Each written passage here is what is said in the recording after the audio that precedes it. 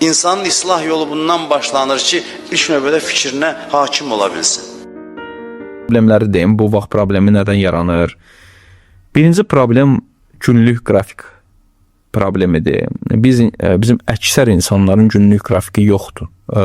Yəni bu adam bilmir ki, məsəl üçün gün orta nə yeyəcək? Hətta yeməyinin vaxtını belə bilmir ki, bu adam nə vaxt yemək yeyəcək də. Yəni hər şey harda qırıldı da. Hə, yəni Aysel spontan sözü yaxşı uyğundur bu söhbətə.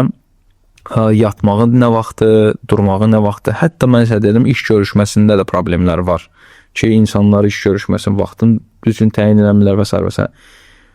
İkinci problem isə vaxta dəyər verməmək. Bir sənədər vaxta indi kimlə soruşsa da mən vaxtım var, amma vaxta yetərincə dəyər verilmir.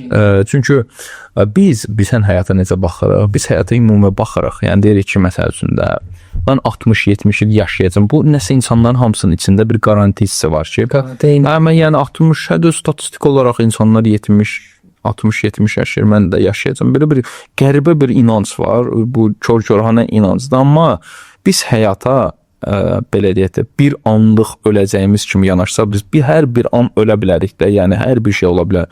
İnsan ürəyə dayana bilər. Çox şey ola bilər. Yəni əslində bizim bir anımız var və biz bir anın dəyərini bilsək, biz çox keyfiyyətli bir həyat yaşayacağıq. Yəni sən qardaş bilmirsən də bir saatdan sonra öləsən, ölməyəsən və bu əminliyi yoxdursa, sən həyatı daha keyfiyyətli yaşayırsan. Çünki vaxtının hər saniyəsinin qədrini bilirsən.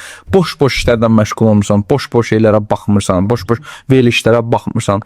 Həyatı səmərəli proqramlı şəkildə keçirdirsən. Bu da ki, kamil bir yaşayış həyat tərzidir.